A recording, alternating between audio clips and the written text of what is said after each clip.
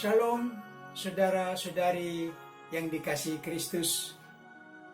Kita bertemu dalam renungan harian GKI Kuitang hari ini Senin 22 Juni 2020 bersama saya Pendeta Arti Sembiring. Tema kita untuk kita renungkan pada kesempatan ini yang berbunyi Engkau besertaku. Tema ini diambil dari satu ayat dari Mazmur 23 ayat 4 yang berbunyi demikian. Sekalipun aku berjalan dalam lembah kekelaman, aku tidak takut bahaya, sebab Engkau besertaku. Gadamu dan tongkatmu, itulah yang menghibur aku. Saudara-saudari yang dikasihi Kristus, Mazmur yang menjadi landasan renungan kita ini digubah oleh Daud. Suatu pengalaman hidupnya yang sangat nyata. Satu ayat yang menjadi perenungan kita yang diungkapkan oleh Daud. Dia berkata, sekalipun aku berjalan dalam lembah kekelaman, aku tidak takut bahaya, sebab Engkau besertaku. Gadamu dan tongkatmu, itulah yang menghibur aku. Perjalanan hidup yang ada saatnya dalam kondisi bahaya, dalam kegelapan, karena tidak tahu apa yang ada di dalam perjalanan itu, membuat hati takut. Daud menyadari keterbatasannya menghadapi ketakutan itu, sehingga disebutnya dia berjalan dalam lembah kekelaman, dalam kegelapan. Dia menyadari segala kemampuannya, kekuatannya, dan pengetahuannya tidak mampu menanggulangi bahaya yang menakutkan itu. Walaupun dia melawan ancaman itu, kekuatannya hanyalah bagaikan tikus di hadapan kucing yang ganas. Dalam situasi seperti inilah Daud menyadari dirinya, saya ini domba gembalaan. Dan digembalakan oleh gembala yang baik. Gembala bagi dirinya ialah Tuhan yang menuntun perjalanannya. Di tangan gembala itu ada gada, senjata yang mematikan bagi pemangsa, dan tongkat untuk mengatur perjalanan semua domba. Sehingga gada dan tongkat itu memberi penghiburan sukacita bagi dia, bukan merupakan ancaman. Saudara-saudari, hari Jumat yang lalu saya mengantar istri saya, Ibu Sembiring, untuk kontrol sebulan sekali ke dokter sebagai penderita masalah ginjal. Kontrol yang lalu fungsi ginjal ibu ini masih 10%. Dengan kondisi 10% ini kami cukup hanya diberi obat. Namun pada hari Jumat itu hasil laboratorium menunjukkan fungsi ginjal ibu menurun menjadi 5%. Dan ureum dalam darahnya sudah lebih dari 200, yang normalnya tidak lebih dari 20. HB darah ibu menunjukkan 6,7.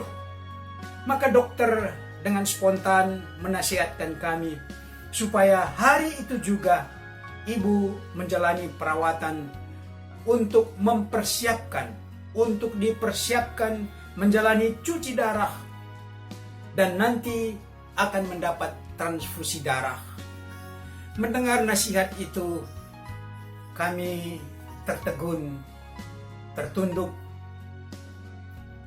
dan di dalam hati ada teriak, berontak, tetapi hanya air mata yang keluar. Ibu juga menangis.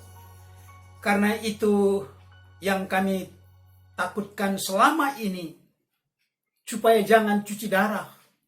Tetapi mau tidak mau kami harus hadapi. Rasanya gelap, pandangan di sekitar kami. Sungguh perjalanan dalam lembah kekelaman. Sungguh gelap perjalanan kami. Bagaikan badai topan yang menyerang perahu kami, yang kami tumpangi, dan perahu itu hampir tenggelam. Saya usulkan kepada dokter agar kami diberi waktu 2 minggu.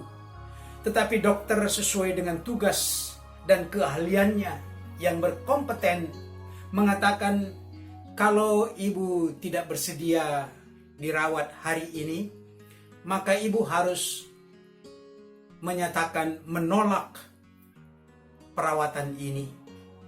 Hari Jumat itu sudah pukul 5 sore, sehingga kami tidak berpanjang berdebat di dalam hati. Kami menerima untuk dirawat. Masih tersisa ketakutan yang lain bagi kami, karena rumah sakit tempat kami konsultasi itu juga merawat pasien yang terkena COVID-19 yang positif. Entah dalam stadium berapa, kami kurang tahu.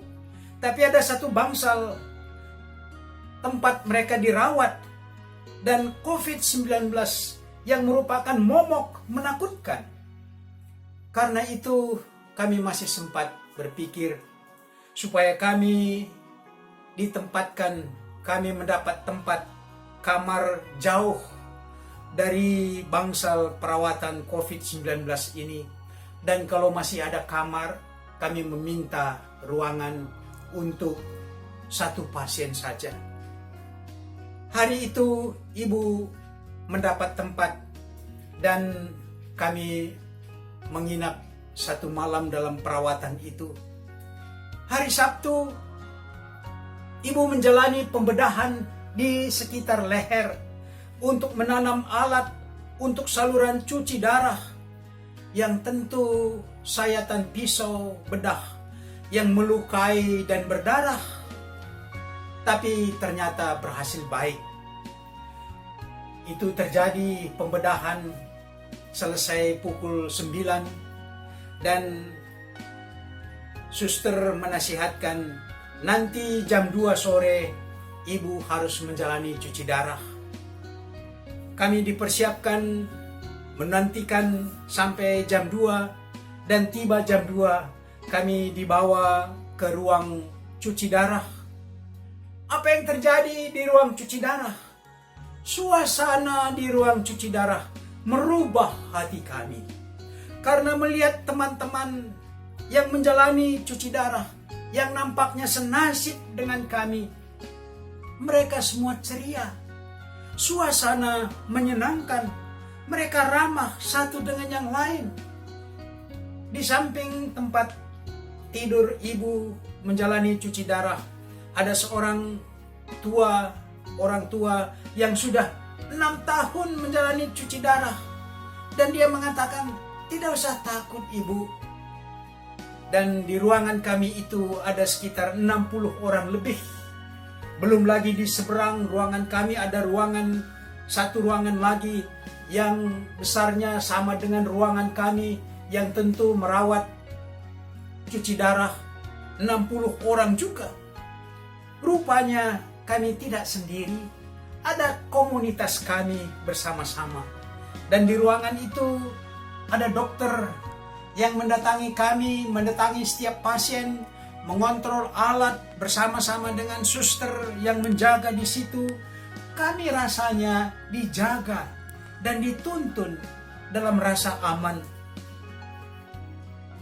Itulah tema kita yang berbunyi, Engkau besertaku.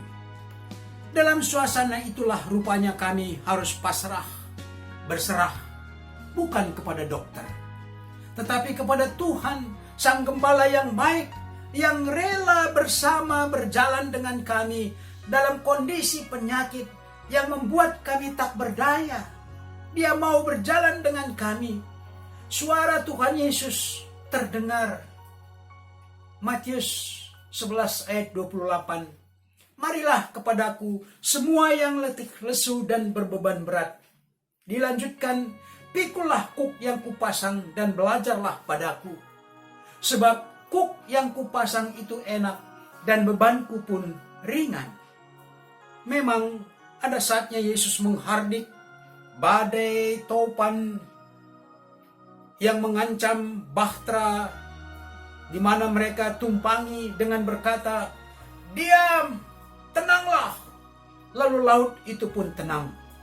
Namun kami yang berbeban berat, sangat berat, hati kami berkata, "Kami datang Tuhan, ini kami mendatangi Engkau Tuhan." Dalam panggilan Tuhan Yesus ini kami renungkan, Tuhan Yesus justru memanggil kita memikul kuk yang dipasangnya, bukan mengambil beban atau kuk yang kita pikul lalu kita berjalan enak, lenggang, tanpa beban. Kuk atau gandar yang dipasang di tengkuk, di leher sapi atau kerbau untuk menarik bajak di sawah atau menarik gerobak. Yesus pada masa mudanya membantu Yusuf, ayahnya tukang kayu. Dia tahu seluk-beluk membuat kuk atau membuat gandar yang pas bagi masing-masing yang memakainya, sapi atau kuda atau keledai. Dia akan membuat kuk gandar yang enak bagi masing-masing. Ada kuk yang dibuat untuk 2 ekor sapi untuk menarik gerobak yang sama atau bajak yang sama. Begitulah Tuhan Yesus mau di samping kita, menarik beban hidup kita sehingga beban hidup kita menjadi ringan. Dalam menanggung beban berat itu, Yesus memanggil kita. Dia berkata, "Belajarlah padaku." Pelajaran apa yang kita dapatkan dari Yesus? Mata pelajaran apa? Mata pelajaran kasih, mata pelajaran kesetiaan, mata pelajaran kerendahan hati, bukan berontak, mata pelajaran ketekunan, bukan bosan, mata pelajaran kerendahan hati, pengampunan, kerelaan berkorban. Di hadapan banyak orang yang menyombongkan diri, selagi kita berbeban berat karena sakit penyakit, Yesus mengajar kita untuk bertekun. Di hadapan orang yang bengis, tinggi hati, penuh kebencian, Yesus mengajar kita untuk rendah hati dan setia kepadanya. Saudara-saudari yang dikasihi Kristus,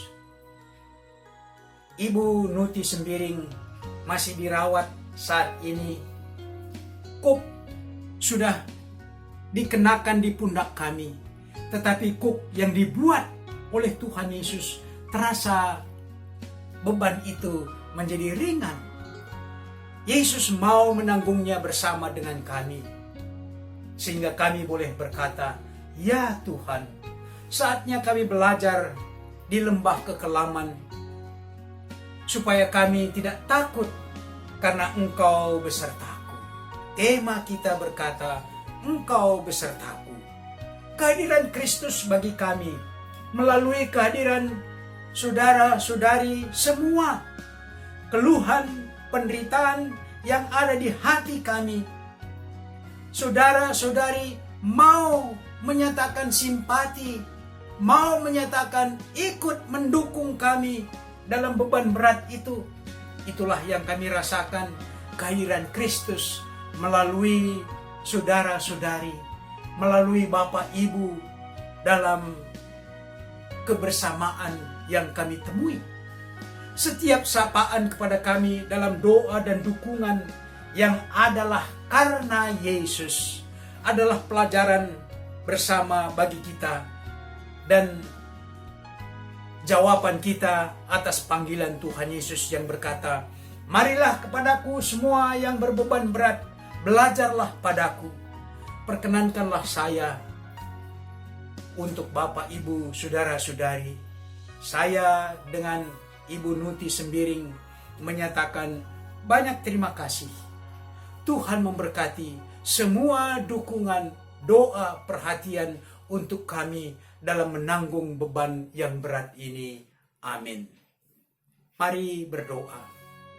Ya Bapa, saat suka dan duka bergantian dalam hidup kami, namun baik dalam suka maupun dalam duka, baik dengan beban ringan maupun beban hidup yang berat, Tuhan Yesus mau berjalan menyertai kami. Sungguh Engkau beserta kami. Beban yang ada pada kami menjadi ringan karena Yesus rela menanggung bersama kami. Beban penyakit, beban ekonomi keluarga, beban pekerjaan yang bermasalah, yang terkena PHK, usaha yang berhenti. Inilah kami, ya Tuhan.